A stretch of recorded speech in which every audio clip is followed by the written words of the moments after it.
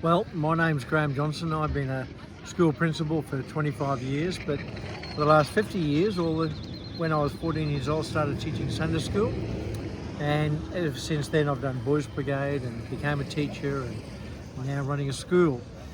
But right now, we're at the round 8 of Peddlepree, Queensland, and our school helps run these events so that children from state schools, Christian schools, Catholic schools can get together in a fun activity and in the spirit of sportsmanship have a great evening. So there's 25 teams here from 12 different schools. Wow. And we know quite a few of them now.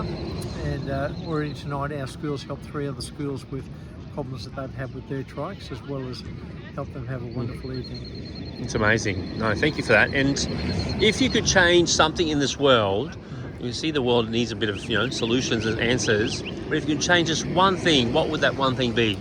I think it'll make it easier for people to realise that they can do more in life than just exist.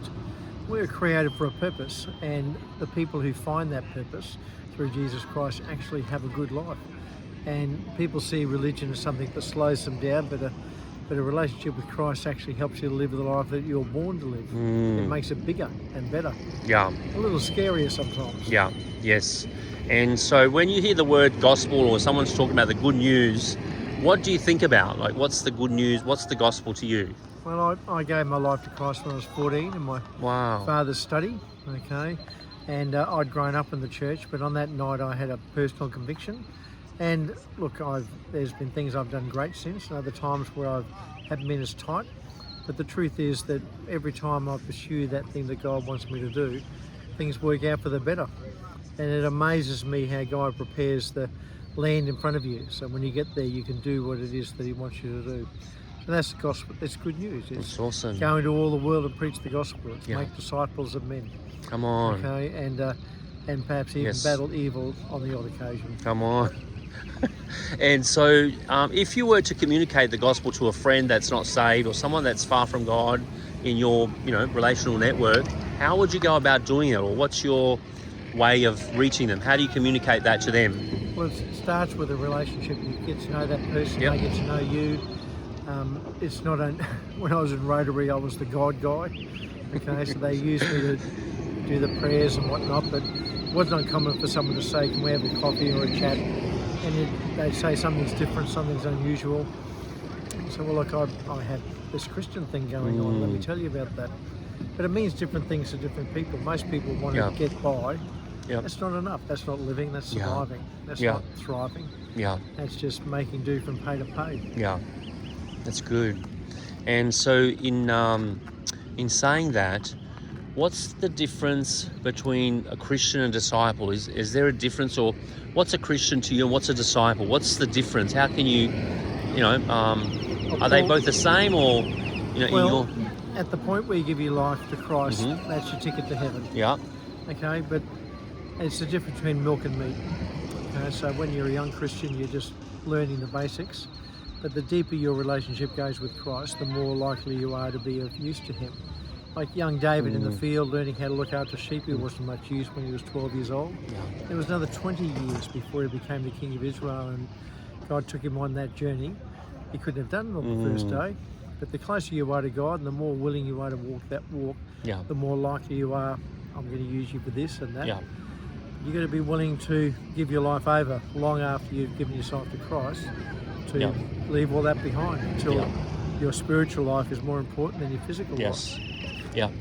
And would you say a disciple today, equivalent word, because it's an old-fashioned word, disciple, but it's like equivalent word for an apprentice, someone who learns the trade by doing, so there's a being in the very field? old thing in the medieval times called a journeyman. So you would learn your craft, and at a certain point you would be released to go and travel, and you had to rely on your ability to make money from the things you do. And the goal was to end up with a contract for someone important, like a king or a prince or a lord. And if you can get that, then you complete your journeyman, and you can then you become a master. Okay, and why can't we do that in Christianity?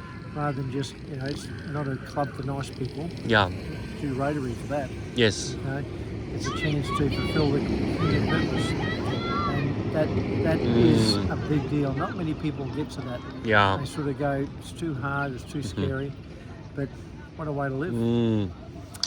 Great answer. And so, the last question: in today's society, in this generation, I guess in this time that we live in, do you see as the Bible, as a reference book, or the book, the Bible, as relevant? Do you think that can be relevant? Has a lot of, moral standard of, where society's at today, and how do you think that's practiced in the context of us as disciples? Do you think we're doing a good job of bringing that relevance to people?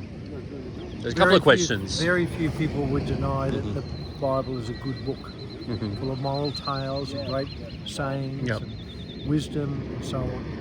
But the story of Noah's Ark is in several texts. Okay, the idea of being good to your neighbour is in several different versions of religious texts. The difference is that our Bible tells us that when we're not doing religion to earn salvation, God's already given that to us as a free gift. Yeah. And that's the beginning of something very, very special. Yeah. It's the only religion, if that's the right word, where we give it all up and we get it all back in ways that are hard to imagine. Yeah. So we don't have to become perfect. God's taken care of all of that. We can actually live the way we are meant to. Yeah. And millions of people have done that to a greater or lesser degree. Come on. But the world in which we're in right now needs that all the more. We have 200 kids graduate from grade 12. If we can send them out as architects of the future, where they make things better, we've done something. And they start that with their own life. Yeah. And but this is a spirit-led business. It's not a I'm good enough to do it. If you're willing to hand yourself over to God, great things happen. But they're scary as well. Yeah, that's good. And I like what you said the other day about, or maybe even last night. I think you mentioned about becoming all things for all men, or something like that. Like our job is to wear a lot of hats, but how do you do that well? Because sometimes when we look at you, you kind of just you go here and there. You make the life of a disciple look simple, but how do you? Yeah. So when Christ walked on this earth, he met people at their point of need, whether it was a forgiveness thing or an illness or an injustice. He didn't try to impose his will on people. He said, "Here I am." He rescued women from being stoned. Okay. He challenged false ideas from Pharisees and Sadducees. He was willing to expose himself to danger and ridicule. So he was just what needed to be at that moment of time.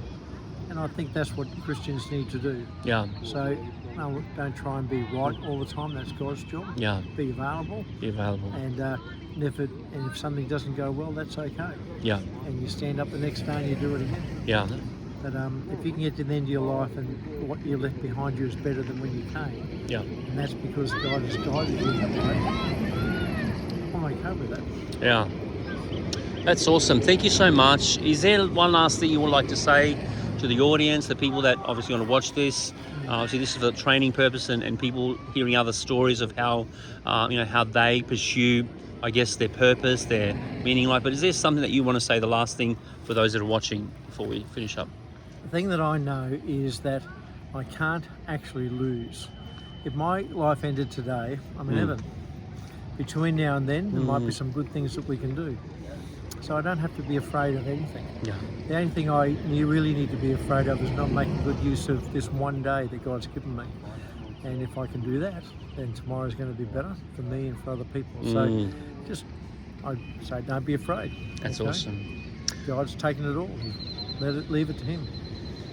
That's awesome. Thank you so much, Graham. I appreciate your time and just sharing your heart. And be blessed for the rest of the night. I'm not sure. I hope you're going to get some sleep tonight because it's been a big day. But be blessed. Thank you so much again. Thank you very much. Have a good night. Have a good night.